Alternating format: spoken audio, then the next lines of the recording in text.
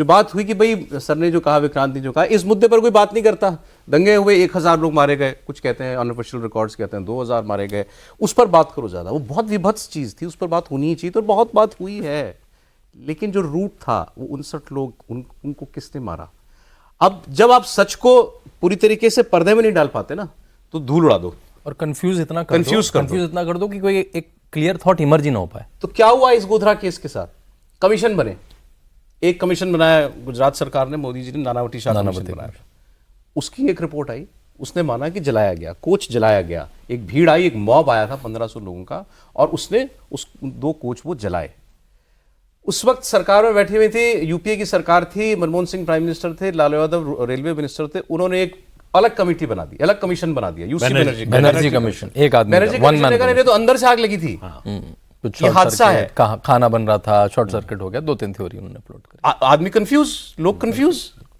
सच क्या है?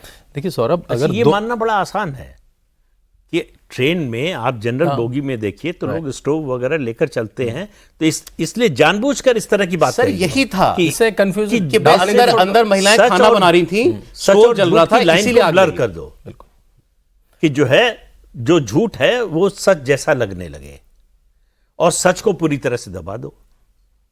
और इसमें वो सफल रहे, इसमें कोई, हालांकि वो रिपोर्ट हाईकोर्ट ने बिल्कुल डस्टबिन में डाल दी। लेकिन जो प्रदीप जी ने कहा वो लोग सफल रहे। अगर आप जाके आज किसी बच्चे से पूछो 2002 का मतलब क्या, तो बोलकर दंगे क्यों हुए उसे मालूम ही नहीं है, उसे ये घटना तक नहीं मालूम है। 59, 49 तो अलग बात है, उसे पता ही नहीं है कि उसके पहले कौन मारा गया। तो पिक्चरें बनी, बहुत सारी पिक्चर बनी, परजानिया बनी, फराक बनी, देव बनी, काईपोछे बनी। उन्होंने दिखाया 5 सेकंड का, लिटरली 5-5 सेकंड, 10-10 सेकंड के सीन दिखाया। ट्रेन में कुछ हुआ और दंगे हो गए, पूरी पिक्चर में दंगे हो रहे हैं और मर रहे हैं लोग मर रहे हैं। उसमें जो विभत्स हो रहा है उसमें कोई एक साइड में दिखाया जा रहा है। उन्होंने, आई थिंक मीडिया ने किस तरह से नैरेटिव घड़ा, 2002 का एक क्लासिक एग्जाम्पल है।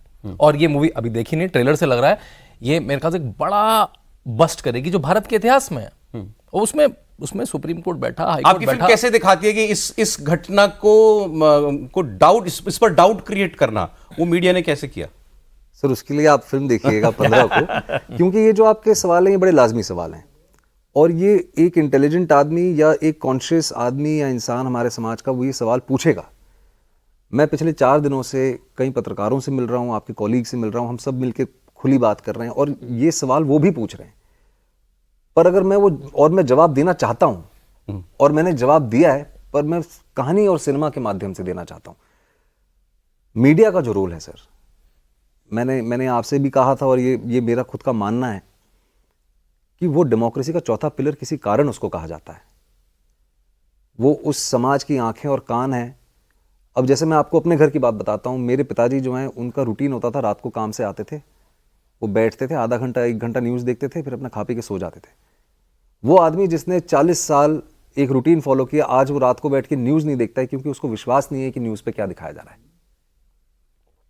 अखबार अगर आप उठाते हैं तो आपको ये भरोसा नहीं है कि आप जो पढ़ रहे हैं वो सच पढ़ रहे हैं या नहीं पढ़ रहे हैं। तो ये जो एक क्लियर लेफ्ट और राइट का डिवाइड हो गया है हमारी सोसाइटी में, आज एज एन एक्टर कहीं ना कहीं हम, इनफैक्ट एक्टर तो बहुत ज्यादा शिकार बनते हैं इन तमाम चीजों का। अभी जैसे आप एक्टरों से पॉलिटिकल सवाल पूछे जाते हैं, हमारी कोशिश ये इस फिल्म से ये रही है कि फॉर वंस, और बहुत मुश्किल है क्योंकि अनफॉर्चुनेटली सोशल मीडिया के कारण ये इतना लेफ्ट और राइट हो गया है, वो 2 घंटे 10 मिनट के लिए ये सब हटा के इंसानियत के नाते ये देखो कि वो 59 लोगों को तुमने सिर्फ आंकड़ों के तौर पे देखा है। और जैसे हमने बात की कि एक 2.5 साल के बच्चे को, चाहे वो किसी भी धर्म का हो या मजहब का हो, एक 2.5 साल के बच्चे को तुम किसी रिलीजियस एंगल से देखोगे, जो अब तक अपने पैरों पे खड़े होकर चलना सही से सीखा नहीं है, उसको जिंदा जला दिया गया, उसको आप लेफ्ट और राइट के एंगल से देखेंगे। देखा जाता है, अनफॉर्चुनेटली देखा जाता है। अनफॉर्चुनेटली आपको नहीं देखा जा रहा है? मुझे देखा जा रहा है सर। और मैं वही कह रहा हूं कि और मुझे तो वैसे आदत है, मुझे पिछले 3-4 साल से आदत हो गई है कि मुझ पे लोग निशाना तानते हैं, और मुझे इतना फर्क नहीं पड़ता है। मुझे फर्क इस बात से पड़ता है कि मेरे परिवार को फर्क पड़ता है। उनका सिनेमा से, मीडिया से, फेम से कोई लेना देना नहीं है। But coming back to the topic, I very strongly feel sir कि इंसानियत आज भी जिंदा है। मैंने जब 12वीं फेल की बात की, या जब मैंने सेक्टर 36 में उन लोगों की बात की जो ब्रिज के नीचे रहते हैं, जिनकी आबादी इतनी है कि उनमें से 2-4 कम हो जाएं तो किसी को फर्क नहीं पड़ता।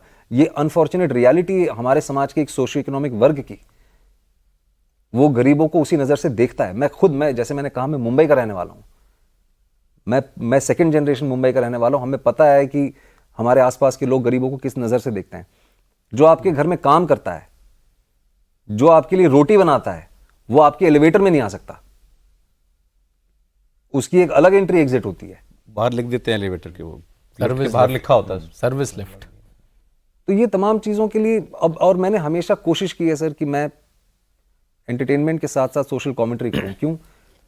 क्योंकि आज मैं जो भी हूं, जो मेरे पास जो भी है, जो प्रिविलेज मेरे पास है, मैं बिल्कुल आइडेंटिफाई करता हूं।